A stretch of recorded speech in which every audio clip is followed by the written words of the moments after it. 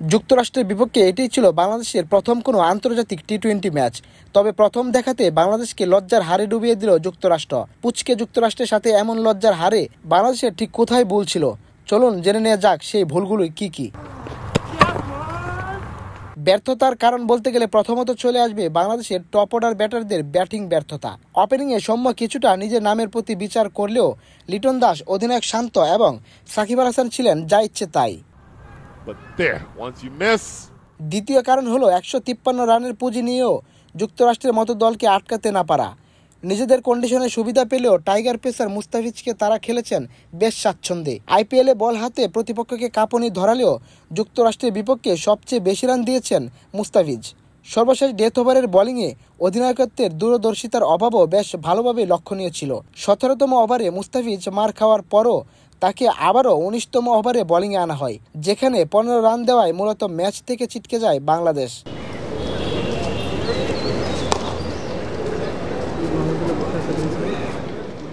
মূলত যুক্তরাষ্ট্রের কাছে বাংলাদেশের হারের কারণগুলোর মধ্যে বিশেষ ও কয়েকটি কারণ থাকলেও চলুন এবার জেনে নেওয়া যাক বিস্তারিত।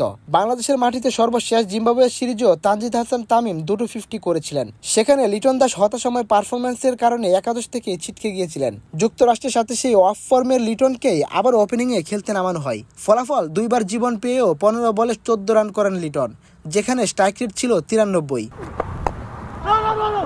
লিটনকে ফর্মে ফেরাতে একাদশে ছিলেন না তানজিদ তামিম। ব্যাপারটা এমন যে লিটন কুমার দাসকে কোচ ও অধিনায়ক জোর করেই ফর্মে ফিরিয়ে ছাড়বেন, তাদের স্বপ্ন পূরণ করবেন। বাংলাদেশ ক্রিকেট যেন ইচ্ছা পূরণের জায়গা হয়ে উঠেছে। তবে লিটনও যেন পণ করেছেন তিনি ফর্মে ফিরবেন না। লিটনের পরেই একই কাতারে রয়েছেন ক্যাপ্টেন নাজমুল হোসেন শান্ত।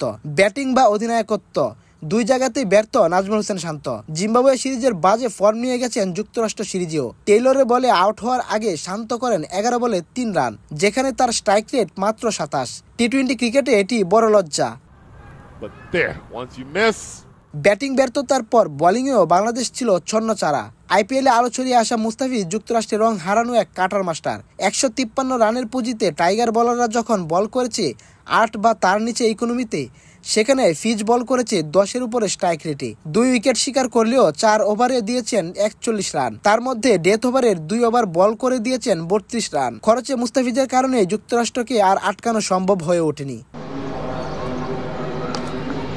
যুক্তরাষ্ট্রের বিপক্ষে কিংবা বিশ্বকাপে ভালো করতে হলে এসব থেকে বের হয়ে আসতে হবে বাংলাদেশকে। ম্যাচ শেষে অধিনায়ক শান্ত একই কথা মনে করিয়ে দিয়েছেন। পুরস্কার বিতরণী অনুষ্ঠানে তিনি বলেন, আমরা ভালো ব্যাটিং করিনি, ভালো শুরু করলেও উইকেট হারিয়েছি। এছাড়াও ডেথ ওভারে পেসাররা ভালো বল করতে পারেননি। ম্যাচ জিততে হলে এখানে অবশ্যই ভালো করতে হবে।